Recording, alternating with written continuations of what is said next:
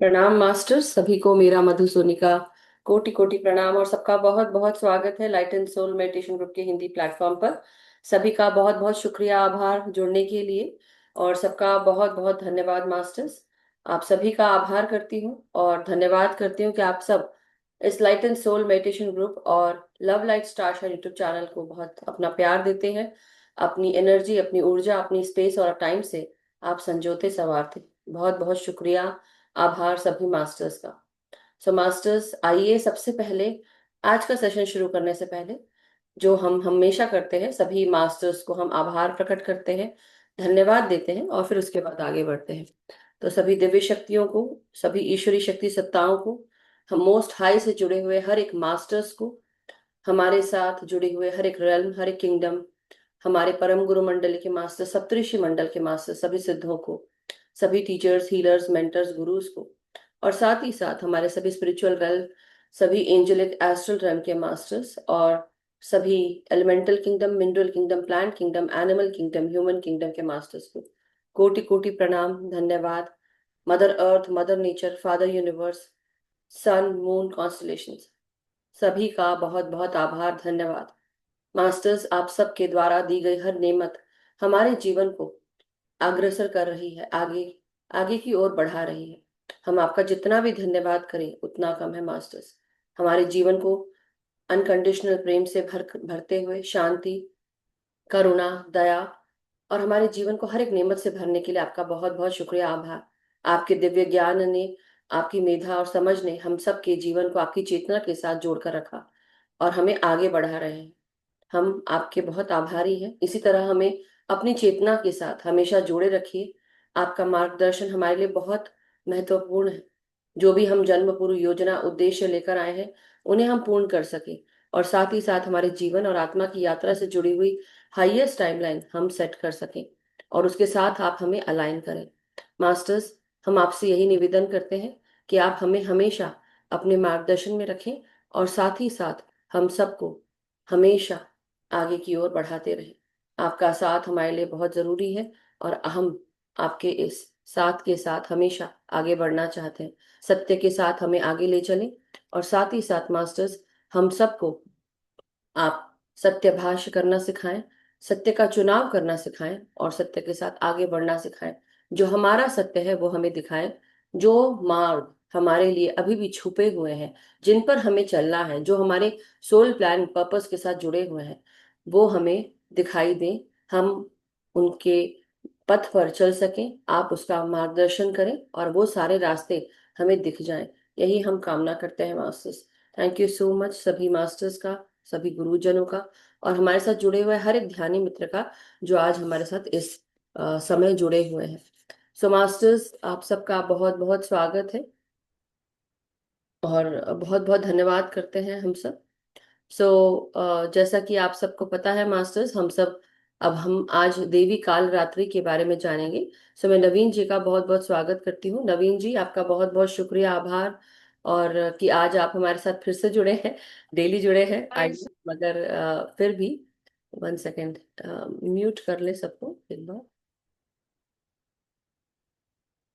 सो हम सब आज देवी के जो सातवां रूप है, कालरात्रि रूप, इसके बारे में हम जानेंगे। बिफोर हम आगे बढ़े और आगे बढ़ते हुए, तो हम देवी कवच अध्याय और उसके बाद क्षमा प्रार्थना, हम इस तरह से आगे बढ़ेंगे।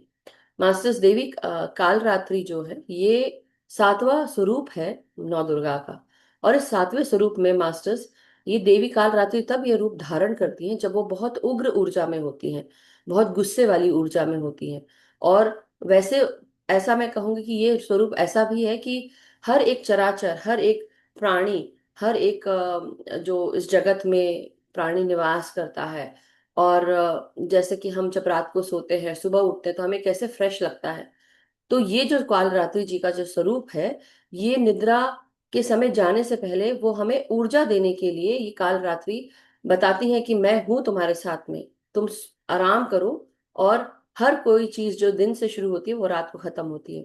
रात के समय, जैसे युद्ध जब होते थे पुराने समय में, तभी भी कहा जाता था कि सुबह जब सूर्य उगता है तब से लेकर एक समय होता है जब आप युद्ध की तैयारी कर सकते हैं और युद्ध आप करने के लिए आगे बढ़ सकते हैं। लेकिन जब सूर्यास्त हो जाता है तब कोई भी हथियार नहीं उठाता है। उसका कारण यही है कि कालरात्रि देवी अपने सभी प्राणियों को, जो भी इस पे निवास करते हैं इस ब्रह्मांड में, हर एक प्राणी को वो आराम करने के लिए वो जगह देती है, सोने के लिए ऊर्जा प्रदान करती है कि सुबह उठे तो सब अ, अच्छी ऊर्जा में रहे और उस ऊर्जा के साथ काम कर सके। तो ये देवी काल रात्रि इसका भी ध्यान रखती है। उनके अगर स्वरूप की अगर हम बात करें मास्टर्स, तो उनके स्वरूप पूरा शरीर पूरा काला है, जैसे होता ना कि नील वर्ण बोल सकते हैं। तो श्याम वर्ण या नील वर्ण है और पूरा रात की काली स्याही जैसा काला ऐसा शरीर उनका बताया गया है। सोने के ज्वेलरी पहनी हुई है, उन्होंने सोने के गहने पहने हुए हैं। उनके गले में मुंड माला लटकी हुई है। हाथ में एक लेफ्ट हैंड में फरसा है, दूसरे हाथ में उसको स्माइटर कहते हैं, मुझे हिंदी में उसका बात उसकी उसका नाम नहीं पता, मगर ऐसे बोलेंगे कि वज्र जैसे होता है और बीच में लाइन होती है और बाकी ऐसे ऐसे उसमें मारने के लिए होते हैं, कांटे जैसे लगे होते हैं।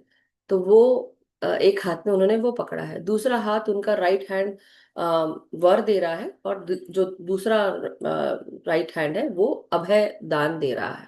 तो ये उनका स्वरूप है और वो गधे पे सवारी कर कर आती है। तो ये बहुत ऐसा भयावह स्वरूप है। उनकी आंखें सफेद सफेद, जिभा एकदम लाल, और जब वो जीभ निकालती हैं और उनके फरसे पर खून लगा हुआ है, मतलब वो जरा भी रुकती नहीं है कि अगर कोई उनके प्राणियों को अगर परेशान करता है तो वो रुकती नहीं है। तो ये पार्वती जी का जब गुस्से का स्वरूप, जब वो सारे दैत्य हाहाकार मचा के रखा था, तब उन्होंने असुरों को मारने के लिए ये रूप धरा था। तो पार्वती जो माँ है, उन्होंने अपना जो सुनहरा स्वरूप है, एक जैसे स्किन उतार देते ना, उस तरह से उन्होंने उतार के अलग कर दिया और उसके अंदर वो उग्र स्वरूप आ गया। मतलब कई बार ऐसा होता है ना कि आपके जीवन में आपने देखा होगा कि हमें बहुत गुस्सा आ रहा है तो हम अपना कई बार आप सभी के साथ हुआ होगा, बहुत गुस्सा आया होगा, तमतमा के गुस्सा आया होगा और इतना जोर से आया होगा कि आपको लगेगा कि पता नहीं क्या कर दे, ऐसा भी हो सकता है, राइट। तो उसी तरह से जब ये महादेवी को पता चला, आदि शक्ति को पता चला कि उनके प्राणियों को तंग किया जा रहा है और देवता गण को भी तंग किया जा रहा है, बहुत हाहाकार मचा हुआ है, तब उन्होंने शुंभ और निशुंभ करके दो राक्षस थे, उनको मारने के लिए अपना जो भी सौम्य स्वरूप था, मैं इसको इससे डिनोट करूंगी, जो सौम्य स्वरूप था उसको दूर करने के लिए तुरंत उन्होंने अपने उस स्वरूप को अलग किया और काल रात्रि का स्वरूप धारण कर लिया। और ये सबसे भयावह स्वरूप है, बहुत ही वायलेंट स्वरूप है काल रात्रि का। और ये 7वें दिन को पूजा जाता है। जो भी इनकी पूजा अर्चना करता है उनके ऊपर शनि महाराज की भी कृपा होती है। या अगर आप शनि महाराज की भी कृपा, आई मीन शनि महाराज की भी अगर आप पूजा करते हैं, शनि देव की, तो आपको कालरात्रि का भी, देवी कालरात्रि का भी आपको आशीर्वाद प्राप्त होता है। तो शनि प्लैनेट ये गवर्न करता है कि आपके जीवन में जस्टिस आपको मिले। अगर आपने कुछ गलत किया तो उस तरह की भी जस्टिस आपको मिलेगी। वो काले कलर के उनका पूरा स्वरूप है, गधे पर सवार है, 4 हाथ है उनके, एक अभय में, एक वरद में, एक में तलवार लिया हुआ है और एक में आयरन हुक ली हुई है। तो ऐसे करके उनका पूरा जो वर्णन है स्वरूप का ये है। और वो अपने सभी प्राणियों को अभय दान और मुद्रा के साथ वर दान देती हैं कि जो मांगना है वो मांगो, लेकिन सही कार्य करके साथ। और शुंभ और निशुंभ को मारने के लिए उन्होंने ये रूप धरा था, इसलिए उनको शुभांकरी भी कहा जाता है। और इसके साथ ही साथ मास्टर्स, एक और कहानी है जो पांडव के समय से जुड़ी हुई है कि अश्वत्थामा ने एक बार जब पांडव और कौरवों के बीच में का युद्ध हो रहा था, तो पांडवों ने कौरवों की जो खेमा है और जो उनका एरिया है वो कवर कर लिया था। तो उस समय जो अश्वत्थामा है वो कौरवों के खेमे में, मतलब जो एक्चुअली अब तो वो पांडवों का खेमा है लेकिन है तो वो कौरवों के साइड, तो कौरवों के खेमे में जाकर पांडवों के ऊपर उन्होंने मारकाट करना शुरू कर दिया सूर्यास्त के बाद, जो कि कालरात्रि देवी को बिल्कुल भी पसंद नहीं था। और क्योंकि उनके प्राणी सो रहे हैं, अब सूर्यास्त हो चुका है तो किसी को भी हथियार नहीं उठाना है। लेकिन उस समय काली रात में अपने पिता के मृत्यु का बदला लेने के लिए उन्होंने ये उठाया हथियार और मारना काटना शुरू कर दिया। तो इससे ये बहुत रुष्ट हो गई और उनको श्राप भी दिया, उनको अलग भी किया वहां से। और बहुत लड़ाई हुई, रात भर लड़ाई चलती रही, ऐसे कुछ था। सो यही स्टोरी है। और उसके अलावा मास्टर्स बहुत सारी स्टोरीज लिखी हुई हैं, किस तरह से देवी कालरात्रि ने देवी दुर्गा की मदद की और हर एक राक्षस को मारने में उनकी हेल्प की। सो मास्टर्स उनको चमेली के जो पुष्प हैं या रात की रानी के जो पुष्प हैं वो बहुत पसंद है, और उनकी प्रार्थना आप कर सकते हैं। ओम, उनका मंत्र है ओम देवी काल रात्राय नमः। तो आप ये कर सकते हैं। और उनकी जो स्तुति है, या देवी सर्वभूतेषु माँ काल रात्रि रूपेण संस्थिता, नमस्तस्यै नमस्तस्यै नमस्तस्यै नमो नमः। और प्रार्थना है जो एक वेणी जपाक एक वेणी जपा कर्णपूरा नग्न खर स्थिता, लंबोष्टि कर्णी कारणी काकर्णी तैलाभ्यक्त शरीरिणी, वाम पादो वाम पादोल सल्लोह लता कंटक भूषणा, वर्धन मूर्ध ध्वजा कृष्णा काल रात्रि भयंकरी। तो ये मास्टर्स उनकी प्रार्थना है। डेफिनेटली आपको लिख के इसको कहीं रखना होगा, तभी आप उसको पढ़ पाएंगे। बट आज का यही है जो काल रात्रि के स्वरूप के बारे में वर्णन 7वें दिन के साथ। अब हम सब आगे बढ़ेंगे। नवीन जी ने हमारे साथ बहुत सारे स्वाध्याय कराए हैं, गुरु उपदेश ज्ञान सरिता में भी हमको स्वाध्याय करके दे रहे हैं, मेरे साथ एडमिन का काम भी करते हैं और मदद करते हैं बहुत, इंग्लिश और हिंदी दोनों सेशंस में। सो मास्टर्स, मैं उनका बहुत बहुत स्वागत करती हूँ। नवीन जी, आपका बहुत बहुत स्वागत है। नमस्कार and thank you so much कि आप इतना मदद करते हैं। आगे हम आज जो दुर्गा कवच है, दुर्गा सप्तशती का, वो पढ़ेंगे, और अध्याय 9 और 10, उसके बाद हम क्षमा प्रार्थना के साथ आगे बढ़ेंगे, फिर ध्यान। So over to you Naveen ji. Thank you दी। सभी का बहुत बहुत धन्यवाद। हम देवी कवच पढ़ते हैं, उसके बाद अध्याय 9 और 10, उसके बाद क्षमा प्रार्थना। ओम श्री चंडिका देवी को नमस्कार है। मार्कंडे जी ने कहा, पिता, मैं जो इस संसार में परम गोपनीय तथा मनुष्यों की सब प्रकार से रक्षा करने वाला है, और जो अब तक आपने दूसरे किसी के सामने प्रकट नहीं किया हो, ऐसा कोई साधन मुझे बताइए। ब्रह्मा जी बोले, ब्राह्मण, ऐसा साधन तो एक देवी का कवच ही है, जो गोपनीय से भी परम गोपनीय पवित्र तथा संपूर्ण प्राणियों का उपकार करने वाला है।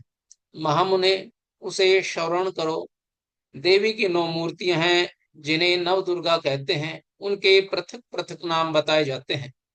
प्रथम नाम शैलपुत्री है, दूसरी मूर्ति का नाम ब्रह्मचारिणी है, तीसरा स्वरूपा चंद्रघंटा के नाम से प्रसिद्ध है, चौथी मूर्ति को कुष्मांडा कहते हैं, पांचवी दुर्गा का नाम स्कंद माता है, देवी के छठे रूप को कात्यायनी कहते हैं, सातवां काल रात्रि और आठवां स्वरूप महागौरी के नाम से प्रसिद्ध है, नवी दुर्गा का नाम सिद्धिदात्री है। ये सब नाम सर्वज्ञ महात्मा वेद भगवान के द्वारा ही प्रतिपादित हुए हैं।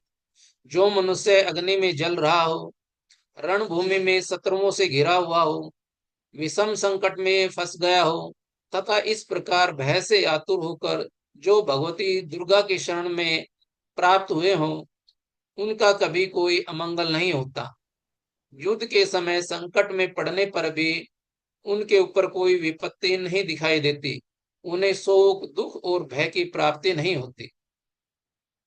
जिन्होंने भक्ति पूर्वक देवी का स्मरण किया है, उनका निश्चय ही अभ्युदय होता है। देवर्षि, जो तुम्हारा चिंतन करते हैं, उनकी तुम निसंदेह रक्षा करती हो। चामुंडा देवी प्रेत पर आरूढ़ होती है, बुराई भैंसे पर सवारी करती है, इंद्री का वाहन ऐरावत आती है, वैष्णवी देवी गरुड़ पर ही आसन जमाती है, महेश्वरी वर्ष पर आरूढ़ होती है, कुमारी का वाहन मयूर है, भगवान विष्णु की प्रियतमा लक्ष्मी देवी कमल के आसन पर विराजमान है और हाथों में कमल धारण किए हुए हैं। वर्षभ पर आरूढ़ ईश्वरी देवी ने श्वेत वस्त्र धारण कर रखा है। ब्राह्मी देवी हंस पर बैठी हुई है और सब प्रकार के आभूषणों से विभूषित है। इस प्रकार ये सभी माताएं सब प्रकार की योग शक्तियों से संपन्न है। इनके सिवा और भी बहुत सी देवियां हैं जो अनेक प्रकार के आभूषणों की शोभा से युक्त तथा नाना प्रकार के रत्नों से सुशोभित है। ये संपूर्ण देवियां क्रोध से भरी हुई हैं और भक्तों की रक्षा के लिए रथ पर बैठी दिखाई देती हैं। ये शंख, चक्र, गदा, शक्ति, हल और मूसल, खेटक और तोमर, परशु और पास, कुंत और त्रिशूल एवं उत्तम सारक, धनुष आदि अस्त्र शस्त्र अपने हाथों में धारण करती है। दैत्यों के शरीर का नाश करना, भक्तों को अभयदान देना और देवताओं का कल्याण करना, यही उनके शस्त्र धारण करने का उद्देश्य है। कवच आरंभ करने के पहले इस प्रकार प्रार्थना करनी चाहिए। महान रौद्र रूप, अत्यंत घोर पराक्रम, महान बल और महान उत्साह वाली देवी, तुम महान भय का नाश करने वाली हो, तुम्हें नमस्कार। तुम्हारी ओर देखना भी कठिन है। शत्रुओं का भय बढ़ाने वाली जगदम्बिके, मेरी रक्षा करो। पूर्व दिशा में इंद्र मेरी रक्षा करे, अग्निकोण में अग्नि शक्ति, दक्षिण दिशा में वरहाई तथा नैऋत्य कोण में खड़ग धारणी मेरी रक्षा करे। पश्चिम दिशा में वारुणी और व्याय कोण में मृग पर सवारी करने वाली देवी मेरी रक्षा करे। उत्तर दिशा में कुमारी और ईशान कोण में शूल धारणी देवी रक्षा करे। ब्राह्मणी, तुम ऊपर की ओर से मेरी रक्षा करो और वैष्णवी देवी नीचे की ओर से मेरी रक्षा करे। इस प्रकार सब को अपना वाहन बनाने वाली चामुंडा देवी दसों दिशाओं में मेरी रक्षा करे। जया आगे से और विजया पीछे की ओर से मेरी रक्षा करे। वाम भाग में अजीता और दक्षिण भाग में अपराजिता रक्षा करे। उद्होतनी शिखा की रक्षा करे। उमा मेरे मस्तक पर विराजमान होकर रक्षा करे। ललाट में मालाधारी रक्षा करे और यशस्विनी देवी मेरी भुहों का संरक्षण करे। भुहों के मध्य भाग में त्रिनेत्रा और नथनों की यम घंटा देवी रक्षा करे। दोनों नेत्रों के मध्य भाग में शंखनी और कानों में द्वारवासिनी रक्षा करे। कालिका देवी कपोलों की तथा भगवती सांकरी कानों के मूल भाग की रक्षा करे। नासिका में सुगंधा और ऊपर के होठ में चरिचका देवी रक्षा करे। नीचे के होठ में अमृत कला तथा जीवा में सरस्वती देवी रक्षा करे। कुमारी दांतों की और चंडिका कंठ प्रदेश की रक्षा करे। चित्र घंटा गले की घंटी की और माया महामाया तालू में रहकर रक्षा करे। कामाक्षी ठोडी की और सर्वमंगला मेरी वाणी की रक्षा करे। भद्रकाली ग्रीवा में और धनुर्धारी पृष्ठवंश में रहकर रक्षा करे। कंठ के भारी भाग में नीलग्रीवा और कंठ की नली में नल कुबरी रक्षा करे। दोनों कंधों में खड़गनी और मेरी दोनों भुजाओं की व्रज धारणी रक्षा करे। दोनों हाथों में दंडनी और उंगलियों में अंबिका रक्षा करे। सुलेश्वरी नखों की रक्षा करे। कुलेश्वरी कुष्टी में रहकर रक्षा करे। महादेवी दोनों स्तनों की और शोक विनाशिनी देवी मन की रक्षा करे। ललिता देवी हृदय में और शूल धारणी उदर में रहकर रक्षा करे। नाभि में कामिनी और गुहा भाग की गुहेश्वरी रक्षा करे। पूतना और कामनी लिंग की और महिष वाहिनी गुदा की रक्षा करे। भगवती कटी भाग में और विंध्यवासिनी घुटनों की रक्षा करे। संपूर्ण कामनाओं को देने वाली महाबला देवी दोनों पिंडलियों की रक्षा करे। नारसिंगी दोनों घुटियों की और तेजस्वी देवी दोनों चरणों के पृष्ठ भाग की रक्षा करे। श्री देवी पैरों की उंगलियों में और तलवा वासनी देवी पैरों के तलवों में रहकर रक्षा करे। अपनी डाडों के कारण भयंकर दिखाई देने वाली दृष्टा कराली देवी नखों की और उद्धव केशनी देवी केशों की रक्षा करे। रोमावलियों के छिद्रों में कुबेरी और त्वचा की वागेश्वरी देवी रक्षा करे। पार्वती देवी रक्त, मज्जा, वसा, मांस, हड्डी और मेद की रक्षा करे। हाथों की कालरात्रि और पित्त की मुक्तेश्वरी रक्षा करे। मूलाधार आदि कमल कोशों में पद्मावती देवी और कफ में चूड़ामणि देवी स्थित होकर रक्षा करे। नख के तेज की ज्वालामुखी रक्षा करे, जिसका किसी भी अस्त्र से भेद नहीं हो सकता। वह अभेदा देवी शरीर की समस्त संधियों में रहकर रक्षा करे। ब्रह्माणी आप मेरे वीर्य की रक्षा करे। छत्रेश्वरी छाया की तथा धर्म धारणी देवी मेरे अहंकार, मन और बुद्धि की रक्षा करे। हाथ में वज्र धारण करने वाले वज्र हस्ता देवी मेरे प्राण, अपान, व्यान, उदान और समान वायु की रक्षा करे। कल्याण से सुशोभित होने वाली भगवती कल्याण शोभना मेरी प्राण की रक्षा करे। रस, रूप, गंध, शब्द और स्पर्श इन विषयों का अनुभव करते समय योगिनी देवी रक्षा करे तथा स्तव गुण, रजोगुण और तमोगुण की रक्षा सदा नारायणी देवी करे। वराही आयु की रक्षा करे, वैष्णवी धर्म की रक्षा करे तथा चक्रणी देवी यश, कीर्ति, लक्ष्मी, धन तथा विद्या की रक्षा करे। इंद्राणी आप मेरे गोत्र की रक्षा करे। चंड के तुम मेरे पशुओं की रक्षा करो। महालक्ष्मी पुत्रों की रक्षा करे और भैरवी पत्नी की रक्षा करे। मेरे पथ की स्फुता तथा मारक की क्षेम करी रक्षा करे। राजा के दरबार में महालक्ष्मी रक्षा करे तथा सब ओर व्याप्त रहने वाले विजया देवी संपूर्ण भयों से मेरी रक्षा करे। देवी जो स्थान कवच में नहीं कहा गया है अतएव रक्षा से रहित है, वह सब तुम्हारे द्वारा सुरक्षित हो, क्योंकि तुम विजयशालिनी और पाप नाशनी हो। यदि अपने शरीर का भला चाहते हो तो मनुष्य बिना कवच के कहीं एक पग भी न जाए। कवच का पाठ करके ही यात्रा करे। कवच के द्वारा सब ओर से सुरक्षित मनुष्य जहां जहां भी जाता है वहां वहां उसे धन लाभ होता है तथा संपूर्ण कामनाओं की सिद्धि करने वाली विजय की प्राप्ति होती है। वह जिस जिस अभिष्ट वस्तु का चिंतन करता है उसको निश्चय ही प्राप्त कर लेता है। वह पुरुष इस पृथ्वी पर तुलना रहित महान ऐश्वर्य का भागी होता है। कवच से सुरक्षित मनुष्य निर्भय हो जाता है। युद्ध में उसकी पराजय नहीं होती है तथा वह तीनों लोकों में पूजनीय होता है। देवी का यह कवच देवताओं के लिए भी दुर्लभ है। जो प्रतिदिन नियम पूर्वक तीनों संध्याओं के समय श्रद्धा के साथ इसका पाठ करता है उसे देवी का लाभ प्राप्त होती है तथा वह तीनों लोकों में कहीं भी पराजित नहीं होता है। इतना ही नहीं, वह अपमृत्यु से रहित हो 100 से भी अधिक वर्षों तक जीवित रहता है। मकड़ी, चेचक और कोढ़ आदि उसकी संपूर्ण व्याधियां नष्ट हो जाती हैं। कनेर, भांग, अफीम, धतूरे आदि का स्थावर विष, सांप और बिच्छू आदि के काटने से चढ़ा हुआ जंगम विष तथा हाइफेन और तेल के संयोग आदि से बनने वाला कृत्रिम विष, ये सभी प्रकार के विष दूर हो जाते हैं। उनका कोई असर नहीं होता है। इस पृथ्वी पर मारण, मोहन आदि जितने भी अभिचारिक प्रयोग होते हैं तथा इस प्रकार के जितने मंत्र यंत्र होते हैं वे सब इस कवच को हृदय में धारण कर लेने पर उस मनुष्य को देखते ही नष्ट हो जाते हैं।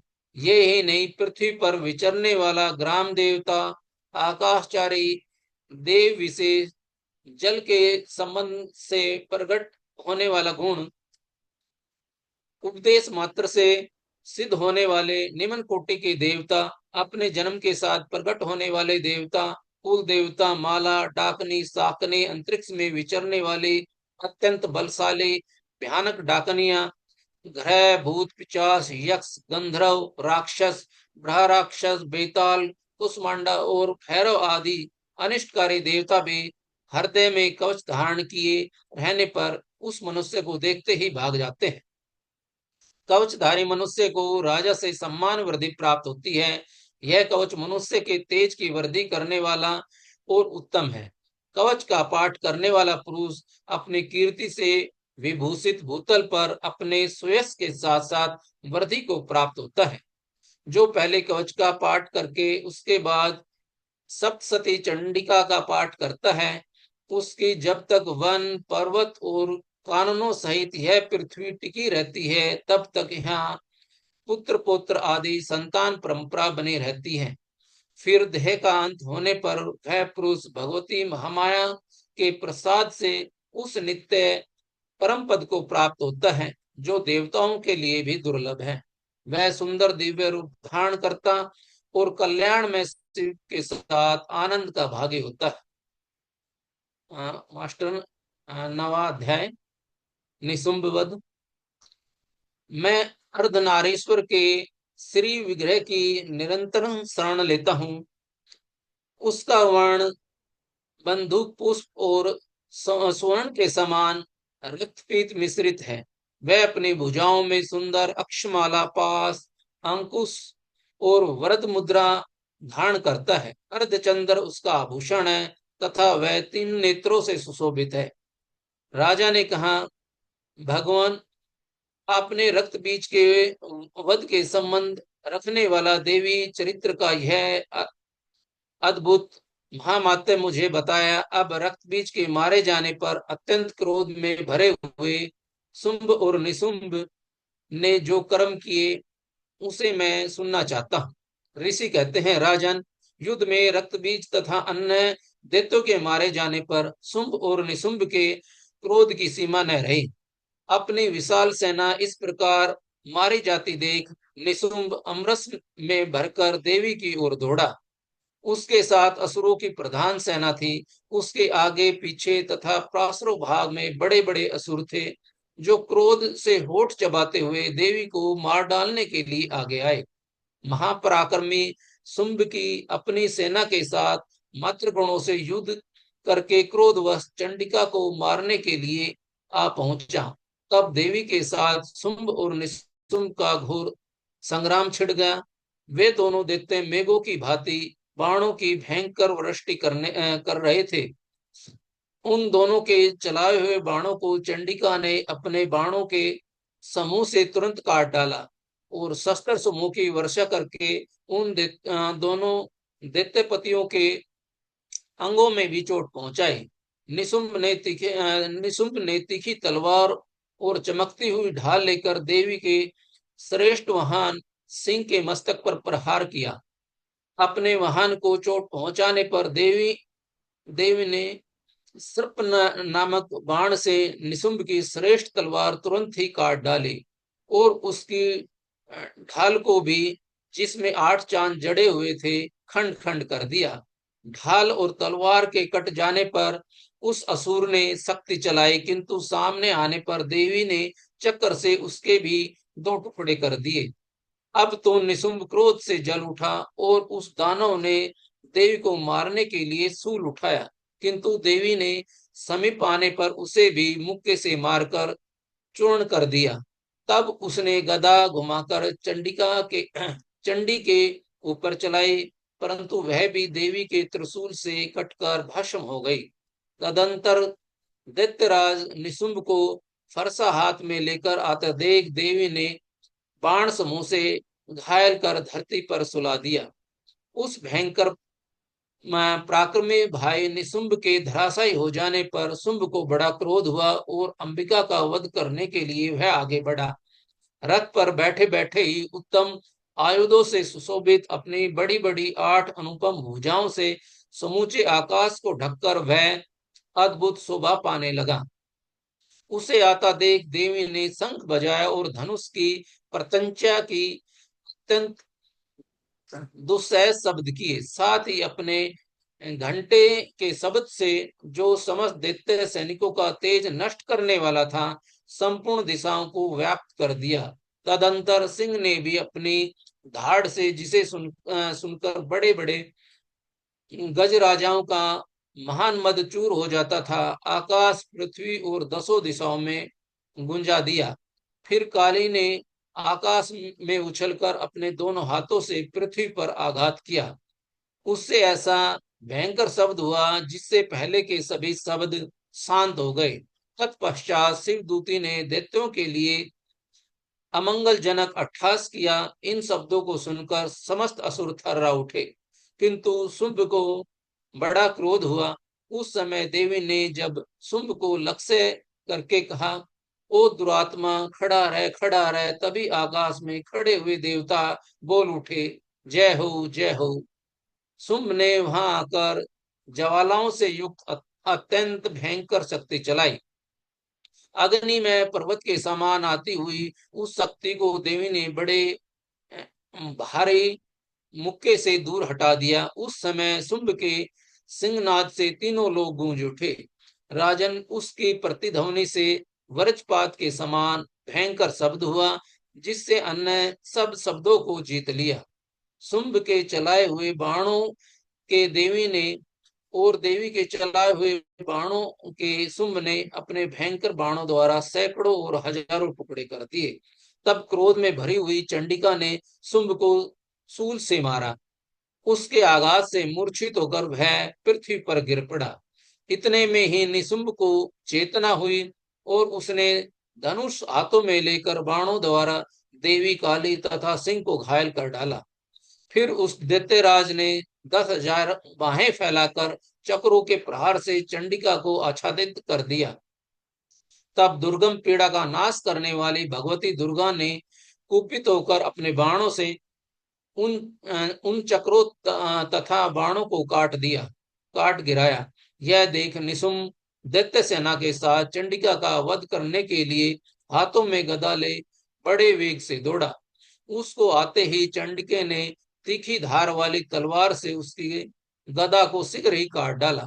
तब उसने सूल हाथ में ले लिया। देवताओं को पीड़ा देने वाले निशुंभ को सूल हाथ में लिए आता देख चंडिका ने वेग से चलाए हुए अपने सूल से उसकी छाती भेद डाली। सूल से विदर्ण हो जाने पर उसकी छाती से एक दूसरा महाबली और पराक्रमी पुरुष खड़ी रह कहता हुआ निकला। उस निकलते हुए पुरुष की बात सुनकर देवी ठाठा लगाकर हंस पड़ी और खड्ग से उन्होंने उसका मस्तक काट डाला।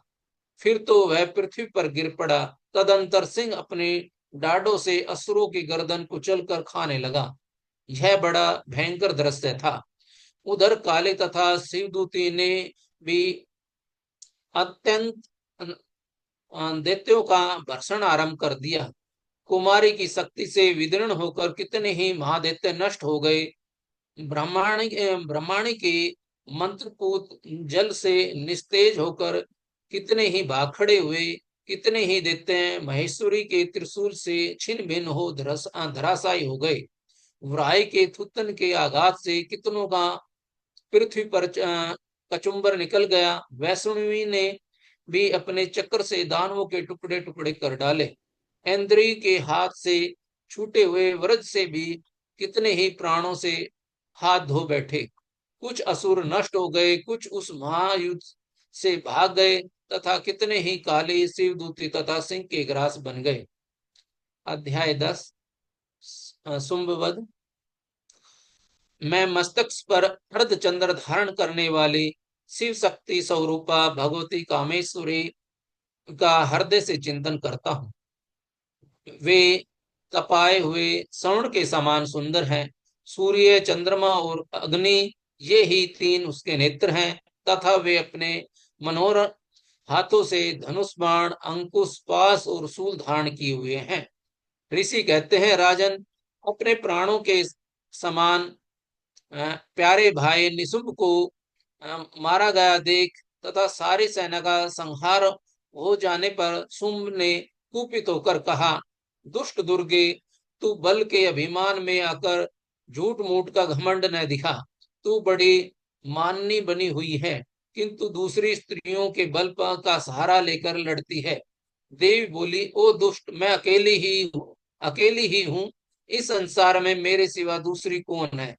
देख, ये मेरी ही विभूतियां हैं, अतः मुझ में ही प्रवेश कर रही है। तदंतर ब्रह्माणी आदि समस्त देवियां अंबिका देवी के शरीर में लीन हो गई। उस समय केवल अंबिका देवी ही रह गई। देवी बोली, मैं अपनी ऐश्वर्य शक्ति अनेक रूपों में यहाँ उपस्थित हुई थी। उन सब रूपों को मैंने समेट लिया है। अब अकेली ही युद्ध में खड़ी हूँ। तुम भी शिथिर हो जाओ। ऋषि कहते हैं, तदंतर देवी और शुंभ दोनों में सब देवताओं तथा दानवों के देखते देखते भयंकर युद्ध छिड़ गया। बाणों की वर्षा तथा तीखे शस्त्रों एवं दारुण अस्त्रों के प्रहार के कारण उन दोनों का युद्ध सब लोगों के लिए बड़ा भयानक प्रतीत हुआ। उस समय अंबिका देवी ने जो सैकड़ों दिव्य अस्त्र छोड़े, उन्हें दैत्यराज शुंभ ने उनके निवाण अस्त्रों द्वारा काट डाला। इसी प्रकार शुंभ ने भी जो दिव्य अस्त्र चलाए, उन्हें परमेश्वरी ने भयंकर हुकार शब्द के उच्चारण आदि द्वारा खिलवाड़ में ही नष्ट कर डाला। तब उस असुर ने सैकड़ों बाणों से देवी को आच्छादित कर दिया। यह देख क्रोध में भरी हुई उन देवी ने भी बाण मारकर उसका धनुष काट डाला। धनुष कट जाने पर फिर दैत्यराज ने शक्ति हाथ में ली, किंतु देवी ने चक्र से उसके हाथ की शक्ति को भी काट गिराया। तत्पश्चात दैत्यों के स्वामी शुंभ ने 100 चांद वाली चमकती हुई ढाल और तलवार हाथ में लेकर उस समय देवी पर धावा किया। उसके आते ही चंडिका ने अपने धनुष से छोड़े हुए तीखे बाणों द्वारा उसकी सूर्य किरणों के समान उज्जवल ढाल और तलवार को तुरंत काट दिया। फिर उस दैत्य के घोड़े और सारथी मारे गए। धनुष तो पहले ही कट चुका था। अब उसे अब उसने अंबिका को मारने के लिए उद्धत हो भयंकर मुदगर हाथ में लिया। उसे आते देख देवी ने अपने तीक्ष्ण बाणों से उसका मुदगर भी काट डाला। जिस पर भी वह दैत्य मुक्का तान कर बड़े वेग से देवी की ओर झपटा। उस दैत्यराज ने देवी की छाती में मुक्का मारा। तब उस देवी ने भी उसकी छाती में एक चाटा जड़ दिया। देवी का थप्पड़ खाकर दैत्यराज सुम पृथ्वी पर गिर पड़ा, किंतु पुनः सहसा पूर्वत उठकर खड़ा हो गया। फिर वह उछला और देवी को ऊपर ले जाकर आकाश में खड़ा हो गया। तब चंडिका का आकाश में बिना किसी आधार के ही शुंभ के साथ युद्ध करने लगी। उस समय दैत्य और चंडिका का आकाश में एक दूसरे से लड़ने लगे। उनका वह युद्ध पहले सिद्ध और मुनियों को विस्मय डालने वाला था हुआ। फिर अंबिका ने शुंभ के साथ बहुत देर तक युद्ध करने के पश्चात उसे उठाकर घुमाया और पृथ्वी पर पटक दिया। पटके जाने पर पृथ्वी पर आने के बाद वह दुष्टात्मा दैत्य पुनः चंडिका का वध करने के लिए उसकी ओर बड़े वेग से दौड़ा। तब समस्त दैत्यों के राजा शुंभ को अपनी ओर आता देख देवी ने त्रिशूल से उसकी छाती छेद कर उसे पृथ्वी पर गिरा दिया। देवी के शूल की धार से घायल होने पर उसके प्राण पखेरु उड़ गए और वह समुद्रों, द्वीपों तथा पर्वतों सहित समूची पृथ्वी को कपाता हुआ भूमि पर गिर पड़ा।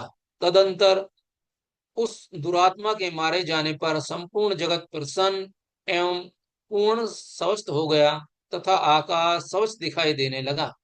पहले जो उत्पात सूचक मेघ और उल्कापात होते थे, वे सब शांत हो गए तथा उस दैत्य के मारे जाने पर नदियां भी ठीक मार्ग से बहने लगी। उस समय शुंभ की मृत्यु के बाद संपूर्ण देवताओं का हृदय हर्ष से भर गया और गंधर्व गण मधुर गीत गाने लगे। दूसरे गंधर्व बाजे बजाने लगे और अप्सराएं नाचने लगी। पवित्र वायु बहने लगी। सूर्य की प्रभा उत्तम हो गई। अग्निशाला की बुझी हुई आग अपने आप प्रज्वलित हो उठी तथा संपूर्ण दिशाओं में भयंकर शब्द शांत हो गए। क्षमा प्रार्थना। परमेश्वरी, मेरे द्वारा रात दिन सहस्त्रों अपराध होते रहते हैं।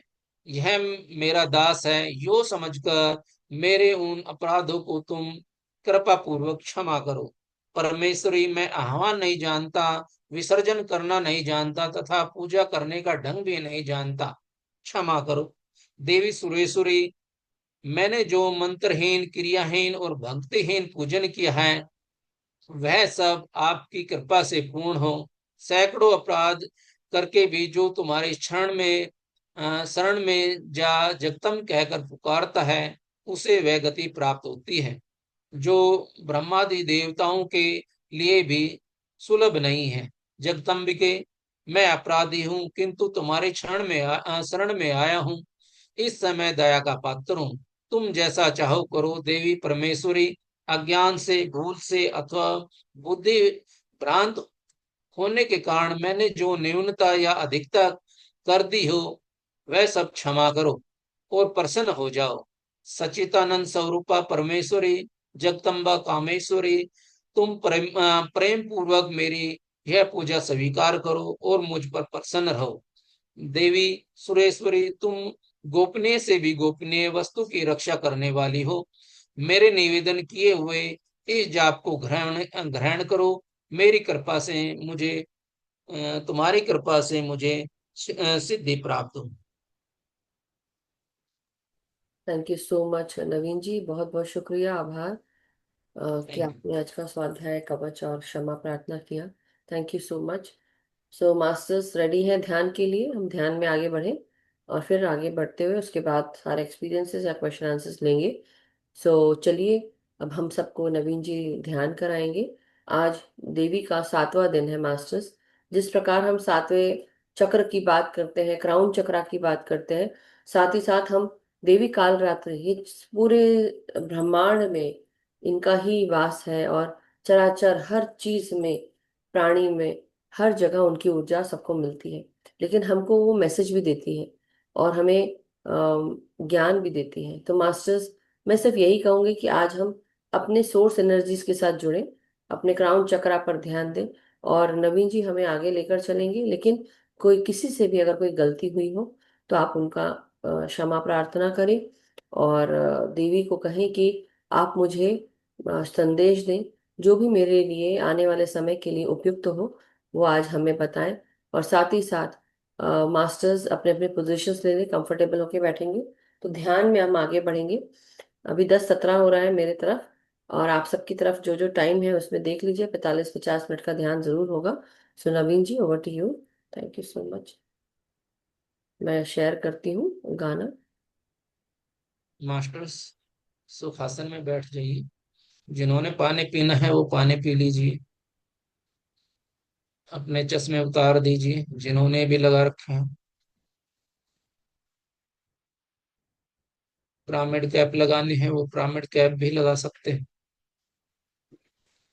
हाथों की उंगलियों को आपस में मिला लीजिए। अपनी गोदी में रख लीजिए। कमर और गर्दन को सीधी रखिए। आंखों को कोमलता से बंद करिए। चेहरे पे हल्की सी मुस्कान।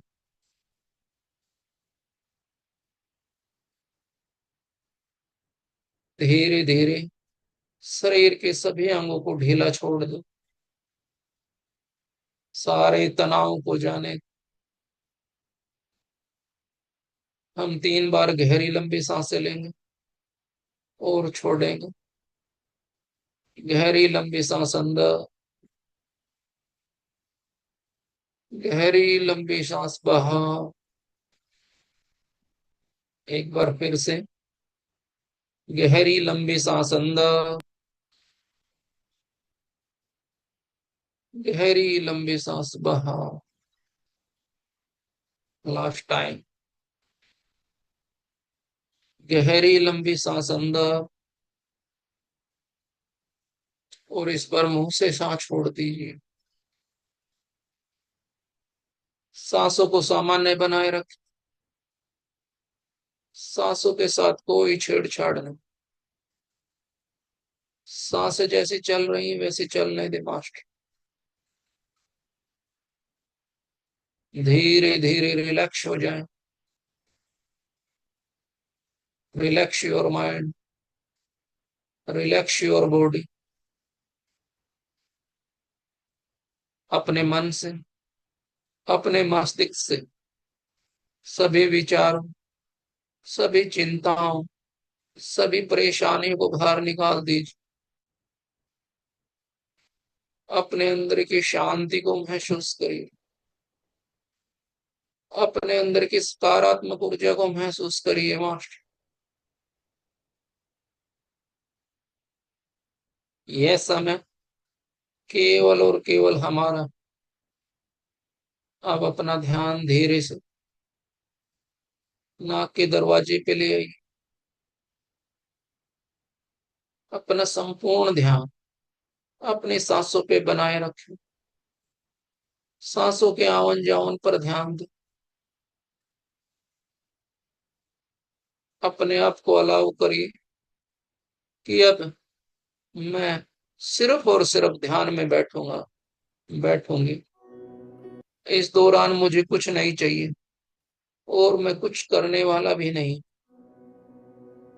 केवल और केवल सांसों पे ध्यान दे मास्टर। हमें अपने पास्ट, प्रेजेंट, फ्यूचर से दूर हो जाना। कोई सोच विचार, कोई मंत्र जाप नहीं, मन में कोई इमेज नहीं बनानी, कोई कल्पना नहीं करनी। केवल और केवल अंदर के सकारात्मक ऊर्जा को महसूस करिए।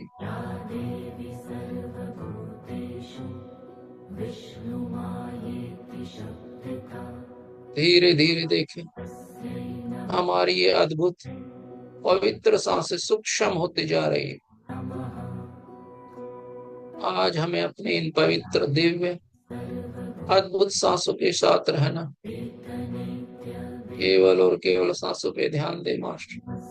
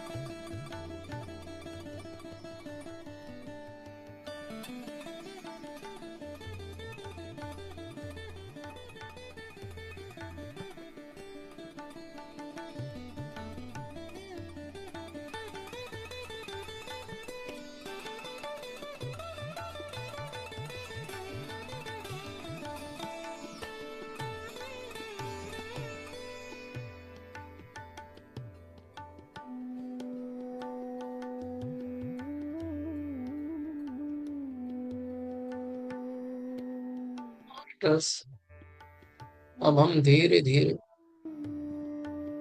अपने इस ध्यान विधि से वापस आएंगे।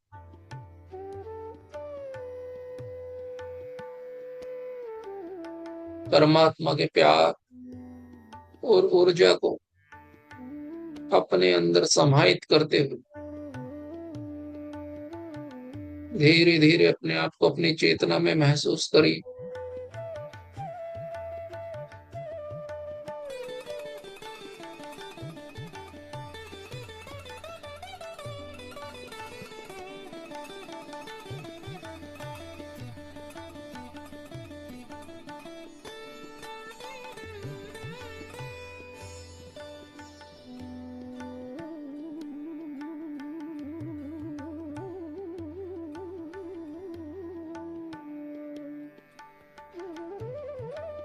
हम सब परमात्मा के प्यार, शांत, शक्ति और पवित्रता से भरपूर हो गए।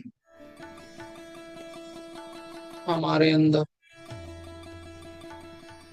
दया, करुणा, विनम्रता, धैर्य, उदारता, क्षमा, सहनशीलता आदि सभी गुणों का विकास हो गया। हम अपने आत्म स्वरूप से मिलते जा रहे हैं।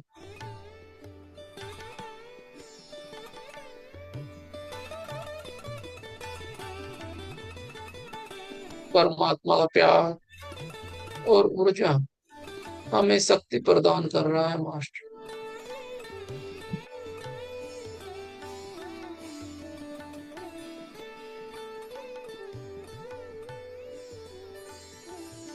मास्टर्स, एक गहरी लंबी सांस अंदर, एक गहरी लंबी सांस बाहर। इस पल में आ जाइए। अपने आसपास के वातावरण को महसूस करिए। जहां बैठे हो जगह को महसूस करिए। हाथ पैरों की उंगलियों को महसूस करिए।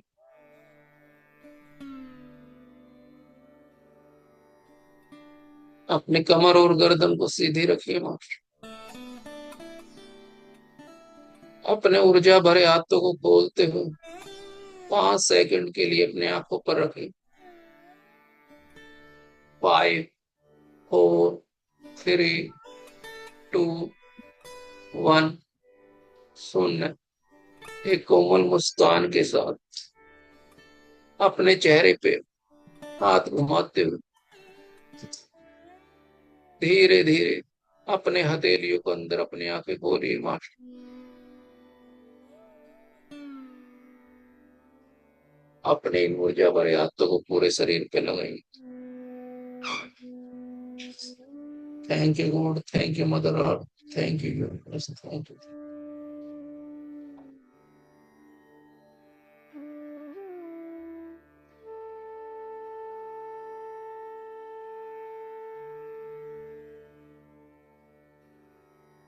पानी पी लीजिए मास्टर।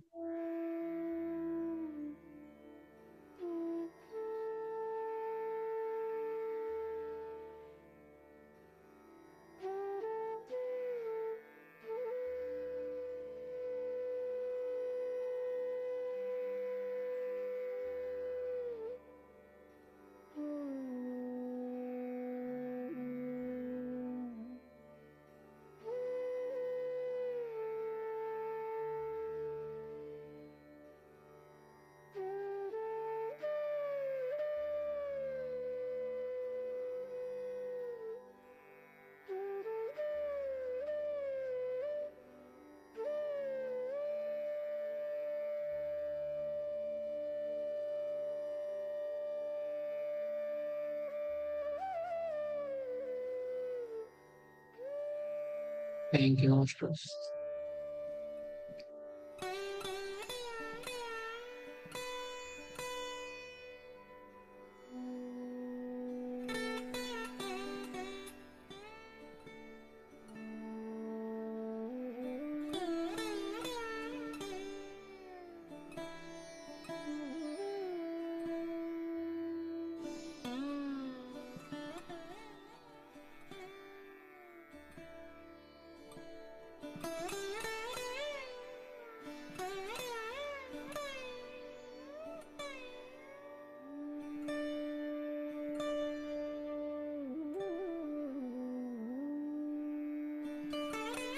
माफ कीजिएगा मास्टर्स।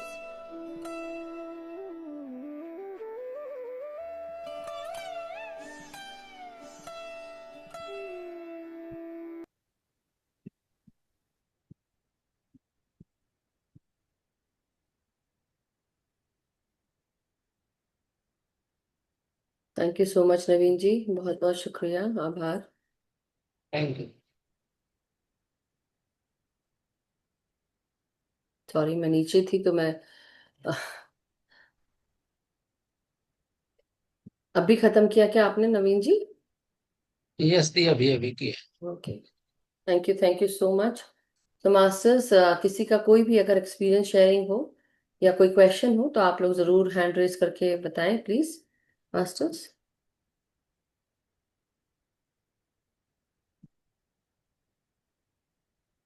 एनीबडी, किसी का कोई प्रश्न, कोई शेयरिंग और कोई नया है तो वो भी बताएं। सोमेश्वर गोस्वामी जी नए दिख रहे हैं, तो सोमेश्वर जी आपका बहुत बहुत स्वागत है।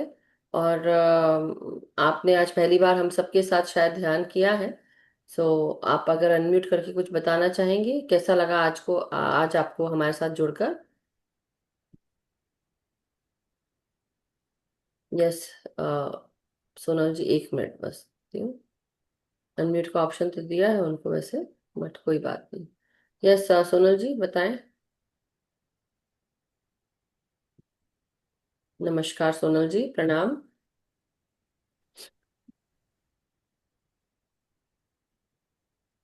आवाज नहीं आ रही, वन सेकेंड, अनम्यूट करें।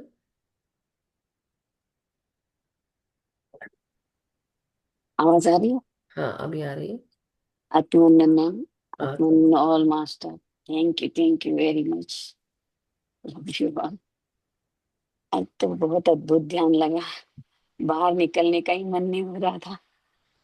ना अच्छा लगा कि जैसे बैठे ही रहे। अभी अभी आपने आवाज दी, ऊपर आई वो, तब मैंने सोचा अब निकलते हैं। अच्छा, चलो, थैंक यू बहुत अच्छा नवीन ध्यान जी। रहा नवीन जी। थोड़ी थैंक यू। देर तक तो थैंक यू मैंने भी मैम। अटेंड किया, मेरे घर में किसी का फोन आ गया था, नवरात्रि का सब विश करते हैं इसलिए। But thank you so much Naveen ji, आपका किया हुआ अध्याय और जो स्वाध्याय है, अध्याय का अध्याय 9 10 का, और कवच और पाठ, क्षमा प्रार्थना, साथ ही साथ ध्यान बहुत अच्छा रहा। सो थैंक यू बहुत सो अच्छा मच। रहा, थैंक यू। कोई मैंने तो आज फोन आया था इसलिए मैंने ही सुन पाई, पर वापस सुन लूंगी। तो मेरा एक क्वेश्चन है मैम, वर्ड्स के, शब्दों के ऊपर, कि कभी कभी ऐसे शब्द कान पे आ जाते हैं अच्छे वाले कि वो कभी जाते ही नहीं है ऐसा। किसी ने कुछ तो बोल दिया, गाली हाँ गलौज बोल दी। एग्जाम्पल मैं दे रही हूँ कि किसी हाँ ने हाँ गाली हाँ। गलौज बोली, किसी ने बुरा बोला, किसी ने अच्छा नहीं बोला, इतने कटु हम्म, शब्द बोले, मिर्ची जैसे शब्द बोल दिए, तो हमको क्या होता है, हमको लगता है कि वो कान में वो बैठे हुए हैं, वो जाते नहीं है।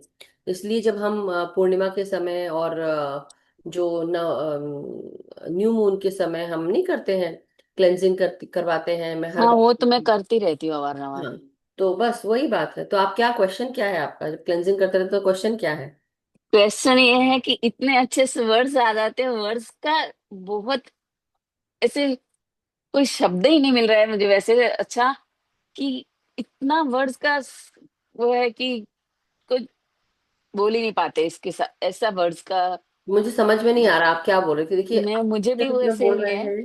आप हाँ, क्या बोलना चाह रहे हैं? आप ये बोल रहे मैं हैं? ये बोलना चाह रही हूँ कि शब्द कितने अच्छे होते हैं कभी कभी कि म, ऐसे दिल पे अच्छा लगता है, दिल को भी अच्छा लगता है कि हाँ ये वर्ड्स हमें बहुत अच्छा लगा, ये बात थी। अच्छा, ये बोल रहे हैं। हाँ देखिए, ये तो बहुत अच्छी बात है कि अगर कोई सपोज कल कल को कोई खराब बात बोलता है तो हमको कितना खराब लगता है, कर्णप्रिय हाँ, नहीं ये होता बात है। भी सही है। तो हमारा हृदय आघात होता है, हृदयाघात बोलते हैं इसको, कि हमारे मन को आघात होता है, हमारे हृदय को होता है, दिमाग को भी बहुत। और दिमाग क्या करता है, सोचने लगता है। तो इसलिए जब ध्यान में आता है, धीरे धीरे वो ये समझ पाता है कि ये मेरे कहे हुए शब्द नहीं है, कोई अगर मुझे बुरा लगा रहा है तो मुझे क्या सही बात करना है। है, मुझे शांति से बैठना है, मुझे किसी की एनर्जी में नहीं घुसना है, क्योंकि वो उसकी है, राइट, मेरी नहीं है। Right right. मैं किस ऊर्जा में, ध्यान से हम अपने आप को ठीक कर लेते हैं।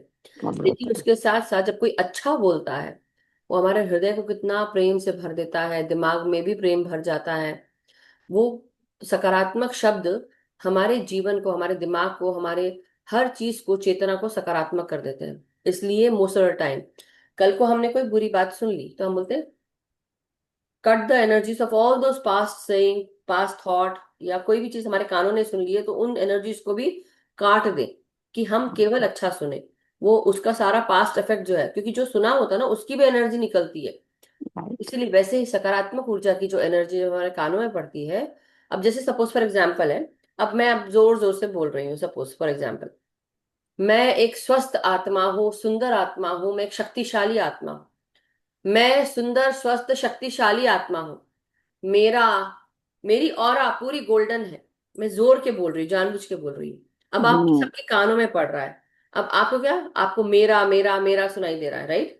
कि मेरा मतलब हम सब का ऑरा गोल्डन है, हम सब का ऑरा पॉजिटिव है, हम सब पॉजिटिव हैं, हम सब सकारात्मक सोच विचार रखते हैं, हम सकारात्मक ऊर्जा के साथ जुड़े हुए हैं, हम सकारात्मक हैं, हम हमेशा सकारात्मक रहेंगे, हम आगे बढ़ते जा रहे हैं, हम प्रगतिशील हैं, हमारी ऊर्जा चलायमान है, हम सब स्वस्थ हैं, हम सब सकारात्मक हैं, हम सब शक्तिशाली आत्माएं हैं, शक्तिशाली इंसान हैं, हम जो चाहे हम वो कर सकते हैं, हम सही समय पर सही जगह पर मौजूद रहते हैं, हमारा किया हुआ क्या कार्य पूर्ण होता है, हमारे किया हुआ कार्य फलदायी होता है, अच्छा फल मिलता है। अगर हम ऐसे बोले, हम फल के लिए तो नहीं बैठे, लेकिन फिर भी मतलब जैसे एक पॉजिटिव वर्ड हिंदी में बोलो चाहे इंग्लिश में बोलो, लेकिन ये सुनने से कितना अच्छा लगता है। और सुनने से, मैं बोल रही हूँ, आप सुन रहे हैं, आपकी ऊर्जा बढ़ी कि नहीं बढ़ी? वो बढ़ती सही है बात है, कानों में सही बात कई है, बार। बस अच्छा सुनो और शांत, बोलते ना, सही बात है। घंटे मंदिर जाओ और जाके टन बजाओ उसका और सारी वाइब्रेशन क्लियर कर लो अपनी। सही। Thank you. Thank you. और मेरा एक्सपीरियंस है मैम, कि जैसे शिवलिंग का 2-3 दिन से मेरे दर्शन हो रहे हैं शिवलिंग के।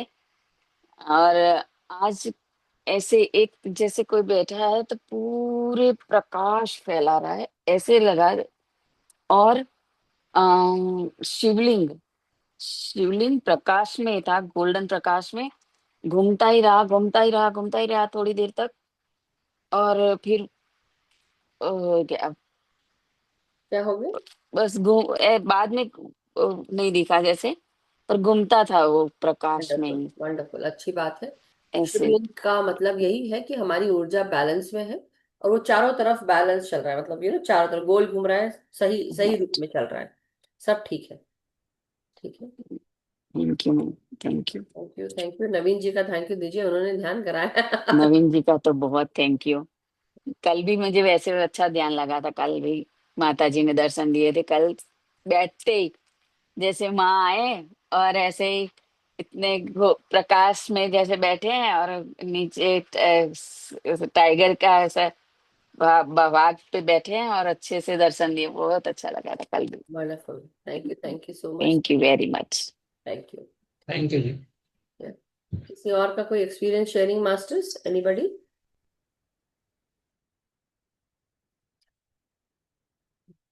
आशा जी, अनम्यूट कर सकते हैं आप, आपको अनम्यूट का ऑप्शन दिया मैंने। अभिनंदन नवीन जी, मधु जी। हाँ तो, बहुत ही अच्छा ज्ञान और ध्यान था। आज मैंने नेचर में ध्यान किया। अरे वाह, वेरी नाइस। चिचुड़ गया, चिचुड़ गया, चिचुड़। चलिए, वंडरफुल, बहुत बहुत शुक्रिया, धन्यवाद Asha ji. Thank you so much. So okay masters, तो आज का फिर हम ध्यान सेशन समाप्त करते हैं। अगर किसी का कोई एक्सपीरियंस रहे तो आप जरूर बताइए, हैंड रेज करें। और कल हम आठवां जो अध्याय, सॉरी, आठवां आठवां दिन है कल दुर्गा के रूपों का। तो कल हम फिर से, जब हम इस ध्यान साधना के साथ जुड़ेंगे, कल सोमवार है, वैशाली गुल्हाने जी हमें करवाने वाली है। तो अध्याय 11 का स्वाध्याय रहेगा मास्टर्स। और कल हम देवी महागौरी के बारे में बात करेंगे। सॉरी, सिद्धिदात्री या देवी महागौरी, हाँ, महागौरी ही है, महागौरी है। सो मास्टर्स, हम सब फिर से जुड़ेंगे और अपना अपना ध्यान करने के लिए आप कोशिश करें कि इन नवरात्रों में तो अब खैर काफी लेट है बोलने के लिए, लेकिन फिर भी जितना आप पानी और फल फ्रूट जैसे बोलते हैं ना, फलों का फ्रूट का हल्का भोजन करेंगे वो बहुत अच्छा रहेगा। इससे आपके शरीर में जो बदलाव हो रहे हैं डीएनए लेवल तक वो बदलेंगे, वो हेल्प करेंगे। आप लोग को लग रहा होगा कि हमें शायद कोई बदलाव समझ में नहीं आ रहा है, लेकिन बदलने के लिए ना केवल एक ही चीज करना, सिर्फ खान पान को चेंज कर लिया तो उससे हो जाएगा, ऐसा नहीं होता है। हर चीज को चेंज करना पड़ता है। आपके स्वभाव को, आपके भाव को, आपकी सोच को, आपके रहन सहन में, आपके घर रख रखाव में, घर में, और आपके खान पान से लेकर आप क्या सोचते हैं, कैसे सोते हैं, क्या करते हैं, क्या देखते हैं, हर चीज मैटर करती है मास्टर्स। सो इसलिए अपना ध्यान रखें और धीरे धीरे आगे बढ़ते रहें। जैसे बोलते हैं ना, चलती का नाम जिंदगी है, तो धीरे धीरे चलते रहें, रुकिए नहीं। और कई बार आपको लगता है कि हमारा जीवन ना स्टैग्नेट हो गया है, तो उस समय में भी जैसे मैंने अभी बात कही कि चलती का नाम जिंदगी है, चलते रहे, कुछ ना कुछ करते रहे, कुछ ना कुछ नया करते रहे अपने लाइफ में। जो चीज आप अभी तक करते आए हैं, हो सकता है उसके जाने का समय आ गया हो, वो स्टैग्नेट कर रही हो एनर्जी, इसलिए वो रुक रहा है, इसलिए धीरे धीरे चल रहा है, इसलिए कुछ नया कर लो, तो ऑटोमेटिकली वो एनर्जी चेंज हो जाएगी। तो इसलिए ये सोचने की बात है, इस पर ध्यान दीजिए, ये मैसेज है आज का। So thank you so much Naveen ji, बहुत बहुत शुक्रिया, आभार आपका। आज थैंक यू का जी। ध्यान हम समाप्त करते हैं। आपको कुछ कहना है नवीन जी? नहीं दी। Thank you. Thank you so much everyone. So masters, हम सबका मंगल हो, हम सब सुखी स्वस्थ समृद्ध रहें, ध्यान ज्ञान प्रेम प्रकाश शांति के साथ जुड़े रहें। हम सब अपना ध्यान अपने आप के साथ करें, अपनी खुद की शक्ति के साथ, ऊर्जा के साथ, और साथ ही साथ अपने ध्यान में हम सब सामूहिक ध्यान भी करें, समूह की ऊर्जा के साथ करें, और साथ ही साथ हम सब सामूहिक चेतना के साथ आगे बढ़ रहे हैं। इसलिए सामूहिक चेतना का जो एक्सपीरियंस होते हैं उसको भी शेयर करें समूह को, सबको ध्यान सिखाएं, सबको जागृत करें, और अपने भीतर का इनर वर्क रोजाना करते रहें। हम सब हमेशा अबंडेंट रहें, हम अबंडेंट है, और हमारे जीवन में बिना शर्त का प्रेम शांति मास्टर्स कृपा बनी रहे। Thank you so much masters, बहुत बहुत शुक्रिया, आभार, बहुत बहुत धन्यवाद। Thank you Naveen ji. Good.